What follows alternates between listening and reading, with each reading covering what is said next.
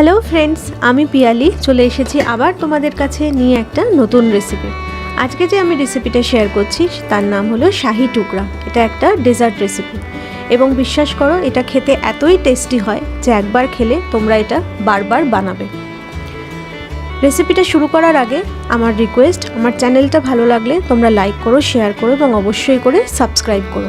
তাহলে চলো শুরু করি রেসিপিটা। এর জন্য আমি একটা পাত্রে বসিয়ে দিয়েছি 1 লিটার দুধ।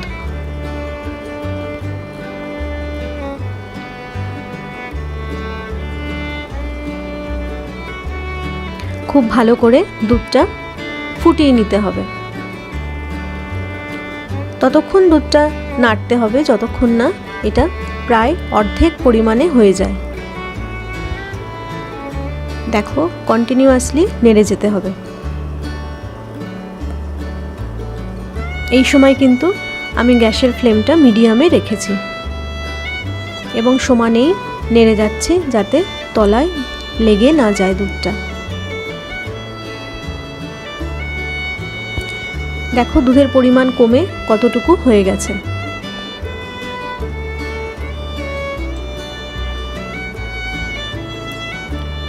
এবং আমি কিন্তু সমানেই দুধটা নেড়ে যাচ্ছি।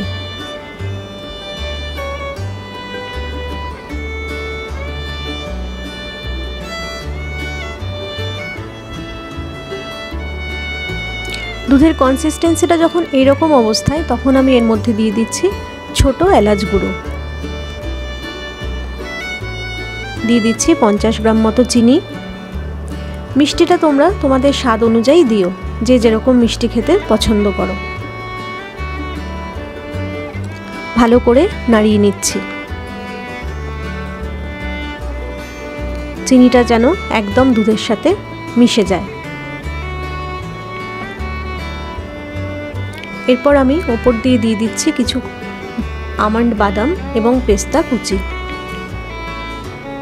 দিয়ে আবারও ভালো করে নাড়িয়ে নিচ্ছি 5 মিনিট মতো।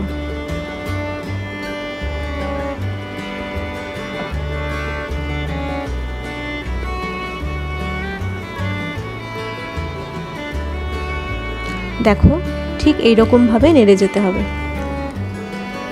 দুধের রাবড়িটা আমার একদম রেডি হয়ে গেছে।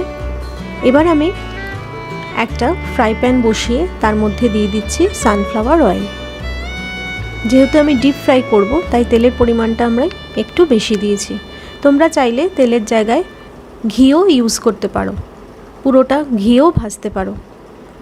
দিয়ে দিলাম পাউরুটির টুকরোগুলো। পাউরুটির টুকরোগুলোকে আমি এইভাবে মধ্যিখান থেকে ট্রাইঅ্যাঙ্গেল শেপে কেটে নিয়েছি। তোমরা চাইলে স্কোয়ার শেপেও কাটতে পারো।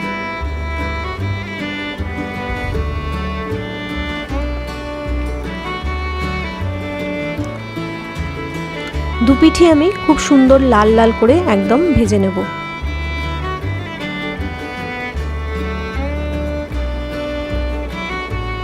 দেখো ঠিক এইরকম ভাবে এক পিঠ ভাজা হলে আমি আরেক পিঠ উল্টে দিচ্ছি।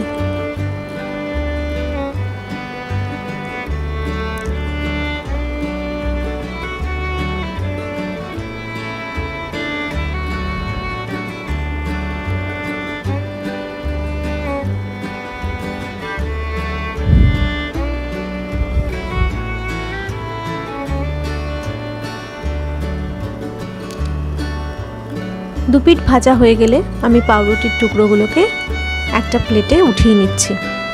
প্লেটে আমি একটা টিস্যু পেপার দিয়ে রেখেছি যাতে এক্সট্রা তেলটা টিস্যু পেপারে সোক করে যায়।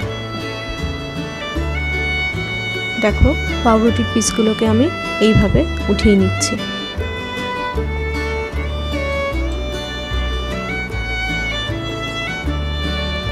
ঠিক এইরকম ভাবে সবকটা পাউরুটির টুকরো আমার ভাজা হয়ে গেছে, দুপিঠি এরকম সুন্দর গোল্ডেন ব্রাউন করে।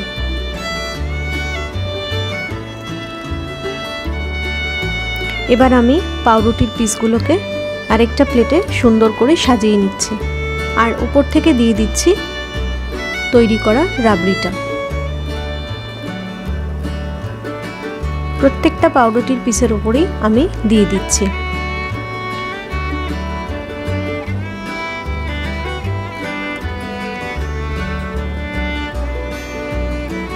দেখো ঠিক এইভাবে।